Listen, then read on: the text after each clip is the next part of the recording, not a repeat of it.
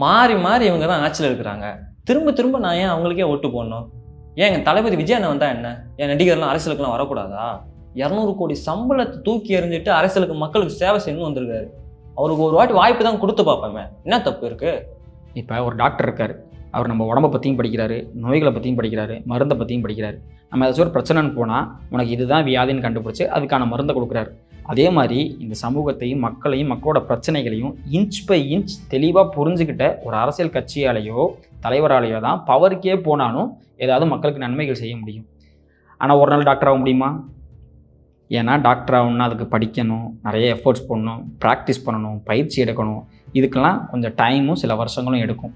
எப்படி இந்த ஜென்யூனான குவாலிட்டியான டைம் கொடுக்காதவங்களால் டாக்டர் ஆக முடியாதோ அதே மாதிரி தான் மக்களை புரிஞ்சுக்கிறதுக்கும் மக்கள் பிரச்சனைகள் தெரிஞ்சுக்கிறதுக்கும் ப்ராப்பராக டைம் கொடுக்காம உருவாக்கப்படுற கட்சியாலேயோ தலைவர்களாலேயோ மக்களுக்கு எந்த நன்மையும் செய்ய முடியாது. இவ்வளோ ஏன் நீ நம்ம தளபதி விஜய்கிட்டே போயிட்டு அண்ணே நான் உங்களை மாதிரி நம்பர் 1 ஸ்டார் ஆகணும் தமிழ்நாட்டில், அதுக்கு என்னென்ன பண்ணணும்னு கேட்டால் அவர் என்ன சொல்லுவார்? தம்பி சினிமாங்கிறது வெறும் ஸ்டார்டம் மட்டும் கிடையாது, அதுக்கு நீ இவ்வளோ எஃபோர்ட் போடணும், இவ்வளோ உழைக்கணும், இவ்வளோ ஸ்கில்ஸ் இருக்குது, இவ்வளோ கற்றுக்கணும், அது ஒரு தொழில், அதில் பல டெக்னிக்ஸ் இருக்குது, அது போக ஸ்கில் செட்டாகவும் உன்னை நீ நிறைய வளர்த்துக்கணும், டான்ஸ் ஆடணும், பாட்டு பாடணும், இது போக வாய்ப்புகள் அவ்வளோ சீக்கிரத்தில் கிடைக்காது, அப்ஸ் அண்ட் டவுன்ஸ் இருக்கும், ஃபெயிலியர்ஸ் இருக்கும், இதெல்லாம் தாண்டி நீ வந்தால் தான்ப்பா ஒரு ஸ்டார் ஆக முடியும், இதுக்கெல்லாம் டைம் எடுக்கும்ப்பா, இதுக்கு ஒரு வழிமுறை இருக்குப்பா அப்படின்னு சொல்லுவார்ல, அந்த வழிமுறை தான் முக்கியம்.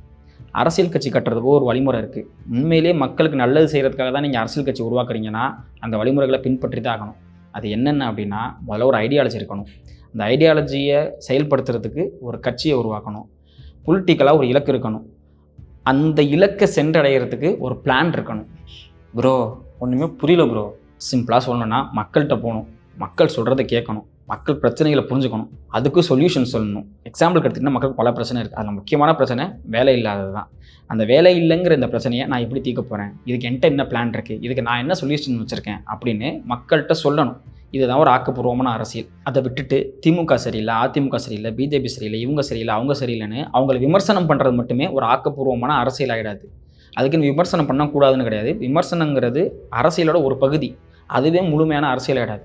நீங்கள் உங்களோட பிளான் என்ன, உங்களோட ஐடியாலஜி என்ன, உங்களோட சார்பு என்ன, நாங்கள் எதை செய்ய போகிறோம், நாங்கள் இவங்க பக்கம் நிற்க போகிறோம் அப்படின்னு தெளிவாக எடுத்து சொல்லி மக்களை கன்வின்ஸ் பண்ணுறது தான் ப்ராப்பரான அரசியலாக இருக்க முடியும். ஒட்டு மொத்தமாக சொல்லப்போனால் மக்கள் கூட இருக்கணும், மக்களோட பிரச்சனைகளை சரி செய்ய முயற்சி பண்ணணும். இதுதான் ஒரு ஆக்கப்பூர்வமான அரசியல். இது எல்லாத்தையும் விட்டுரு, ஸ்ட்ரைட்டாக மேட்ருக்கு வரேன்.